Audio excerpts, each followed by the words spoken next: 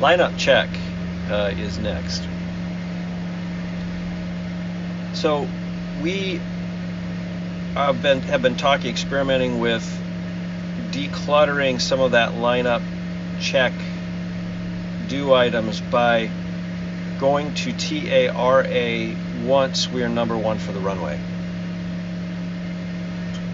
And that can free up some of the workload when you're in that very busy moment of being cleared for takeoff and doing the lineup check and doing a check of the FMS. You can also check that FMS long before you're cleared for takeoff.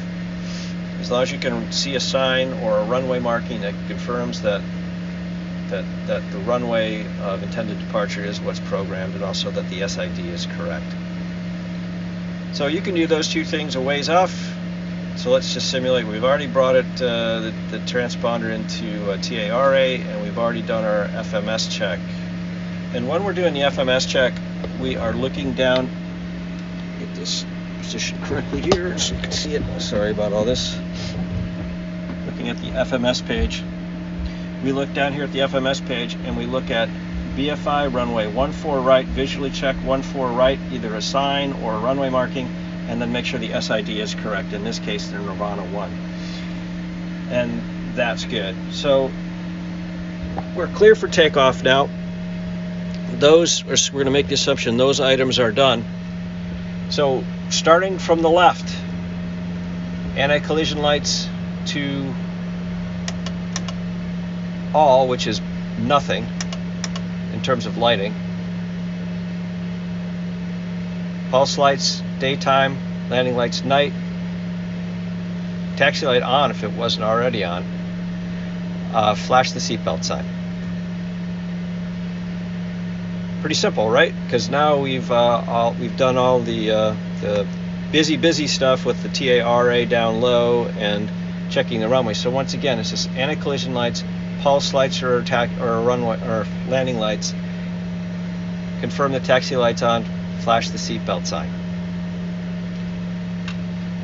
And right seater checks the approach is clear, and the left seater checks to make sure the runway is clear. Lineup check. Slats and flaps rechecked at 1, SF1 or SF2, and green numbers. Let me move this back down here. Do this again. Lineup check. Okay, and remember, with all these checklists, you have to speak up. You've got to confirm that you've done it. It's not do, verify, silent. It's not challenge response, but it is do and verify, but you're doing it aloud. So lineup check, slats and flaps, SF1 or SF2, and check green numbers. Those two are linked. Slats and flaps checked, green numbers. That's all that is checking, is that your slat flap handle is in the correct position. It's an FYI, but at least you know that is correct. But you're also checking the gauge. But whenever you're checking green numbers, what also can make that remain amber is that you don't have a condition for takeoff met. For instance, if you selected anti-ice on and the anti-ice has not been selected on, then you won't get green numbers. So it's a reminder to you that you have a precondition for takeoff that has not been completed. So let's go through this again. You've already brought the TCAS into the transponder TARA, and you've already done your FMS check for the correct runway and for the correct SID. So now we're basically really simple. We're just down to one sweep along this panel and clearing the runway visually. The right seater checks to the right, the left seater checks to the left. Anti-collision lights, bring it now into all, which is no lights at all here on the panel.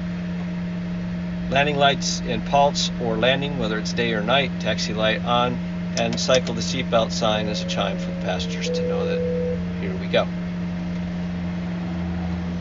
Then down on the checklist, slats and flaps SF1, green numbers. Trims, check, 1, 2, 3. That's sort of my check 1, 2, 3 thing, but it's just checked. Landing lights on or pulse. Transponder TARA. Booyah.